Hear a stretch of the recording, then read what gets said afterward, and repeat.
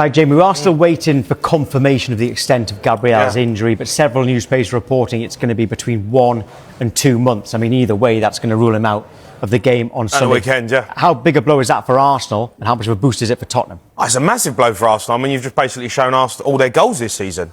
You know, set-piece FC, isn't it? So to lose Gabriel is a massive loss for them. They're in...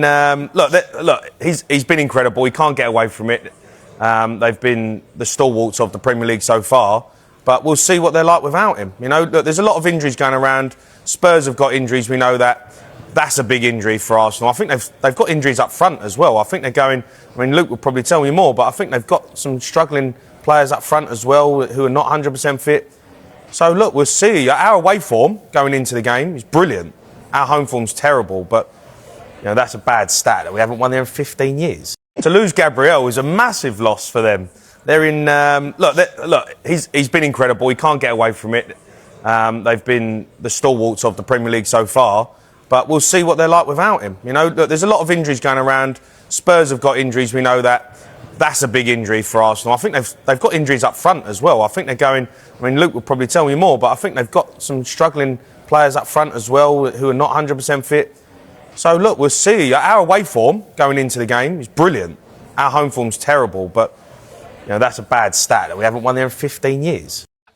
Let's switch to Premier League, and Gabriel Magalhães is injured as a result of this international break, and we're not entirely sure exactly how long he'll be out for, but this is such a significant blow, isn't it, Mark, for Arsenal, given, you know, that they have been so solid at the back, and it's not just them, but a number of other defenders that are walking wounded right now. It is a blow, but I commentate every week on La Liga and did Valencia many times when Christian Mosquera played for them. This kid's only 21. You'll have seen him already.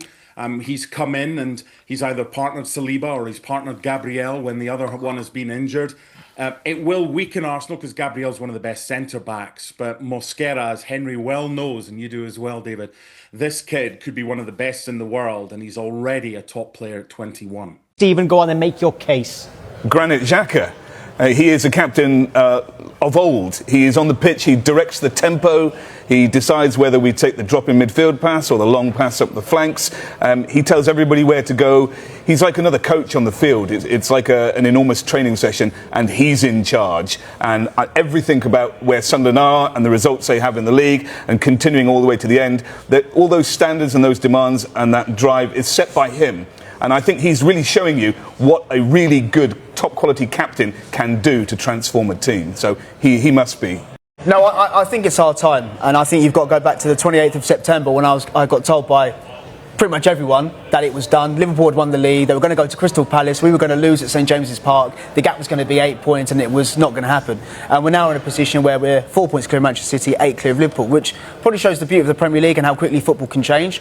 But also, like, an Arsenal fans, believe it or not, we haven't made this narrative that the job's done or we're going to win it. We're taking it one game at a time. You can never be too high. You can never get too low. What are you on about? You've been sat in the crowd with your papers out. Yeah, you know, you're Cringe FC. There you go. Come on, you can't get away from it. So you use 2 or 3 fans to make a generalisation. Well, you're all in it together. We're all in it we know Arsenal fans, this is what you do. Well, we all believe that we can win the Premier League. Believe the hype. Why not? But you haven't gone and done it yet. And no one's saying we're going to do it. But we have to believe. But we're not allowed to support our team. I think. No, that's important. But this narrative that Arsenal fans think we're going to win the league doesn't. We know what we're going. We know how incredible Liverpool are. We know how incredible City are. You know, Pep Guardiola's 1,000 games as a manager. We know what we're up against. But I think it's a different City. I think this Arsenal side is different. I think we can use the experience that we had in the last 3 seasons. We're quite mature, and also with the injuries, we've got the squad now that I can actually challenge and go to the very end. Yeah. But it's the beauty of football. Like, there's 9 points between West Ham at the moment in the bottom half and the relegation zone, and Sunderland in the top 4. So football can change so quickly.